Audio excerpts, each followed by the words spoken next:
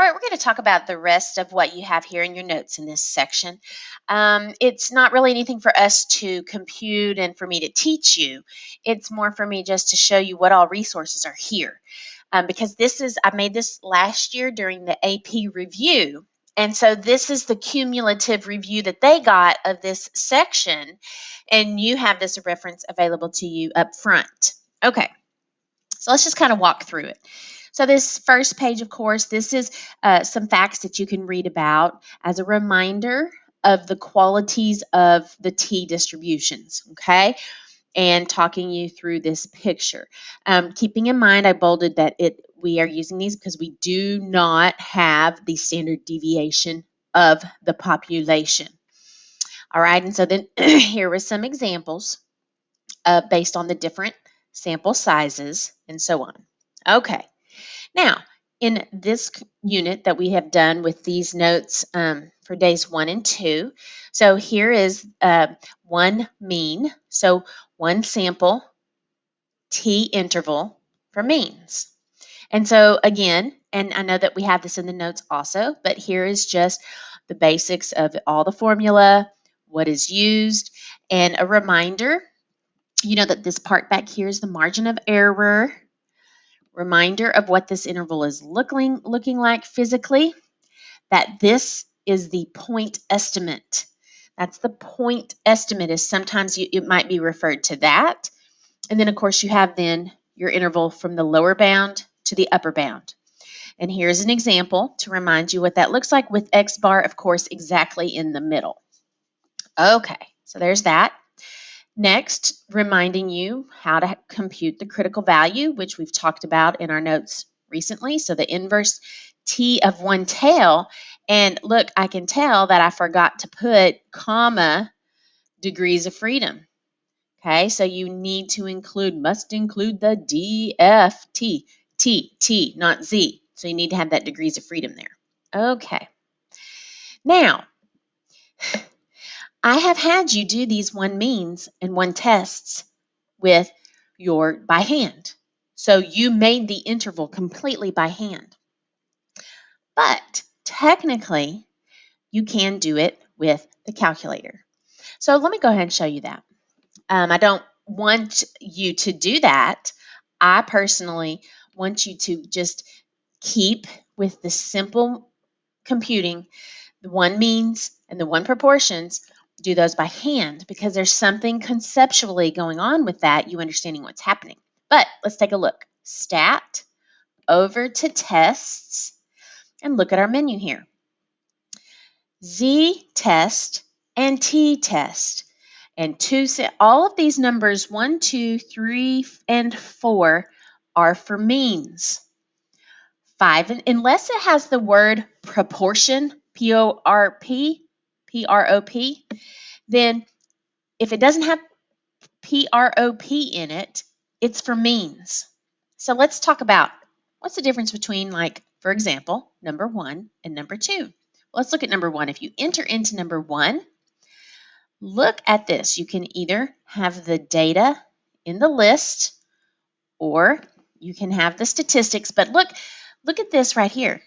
You're given the population mean, but look at this symbol right here, sigma, the population standard deviation.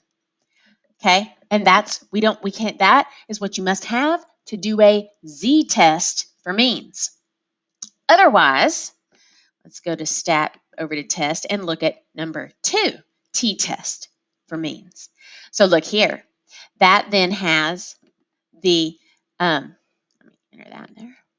So it's got this hypothesized mean, and then it would have calculated based on or you can put in here then the X bar, the sample mean, and the sample standard deviation, or whatever. So see, S of X, not sigma. Okay? All right, so that's what's happening in that menu. Now, those are for tests, of course, so let's take a look at for intervals. Go down here, look at number 7 and 8. 7 is the one mean Z interval for you having the population standard deviation. 8 is the T interval for one mean with the sample standard deviation. And so you can imagine what's going to happen in the next couple of days when we do two sample z-test or t-test for means and so on. Okay, so moving back to this review. So that's what this is saying here, is that a t interval is what you can put into the calculator. Here's your sample standard deviation and the sample mean and so on and so forth. Okay, moving on. Oh, and look, here it is written out exactly how you interpret those. Confident interpretation of the confidence interval and then confidence level. Remember how confidence level doesn't have the interval information in it. Interpretation of the confidence interval has the interval numbers, but the level one does not. And it has to be about the population, the true average, or the true proportion. Okay, so that's what that has. Now, then, of course, here is your one mean t-test. Computing it by hand. See, we've talked about this today and that. And there, of course, is your TCDF. And here it is in the calculator. I just went over number 2 for t-test. Okay, and there is your things to put in there. All right, now here is that connection between intervals and tests. And this we learned last unit, so this isn't a surprise. Of course, you know, if the p-value is low, you're going to reject that HO. So there is evidence of HA, and there's the opposite. But that connection between the interval and the test. If mu is the claimed hypothesis value, and you reject HO in the test, then then when you have an interval, it would not be in that interval. Rejecting HO, it would not be showing up in the interval because the interval is saying that is a possibility. No, we're talking about rejecting it, so it would not be in the interval. Failing to reject it would have HO is in the interval. Okay. And then here is just that single page, which we've already gone through, of the random, independent, and large enough. And look at your 3 options for the large enough. Is it large enough? Awesome. If it is not greater than or equal to 30, then go look and see if the original problem, go back up to the prompt and see if it says the population is approximately normal. If not, then you are going to make a dot plot or the histogram, and you're going to tell it, son, that it's somewhat symmetric, unimodal, no outliers or unusual features. And this is the criteria used to determine that it is plausible that there is not data to dispute, or there is not data to dispute the possibility that the population is approximately normal.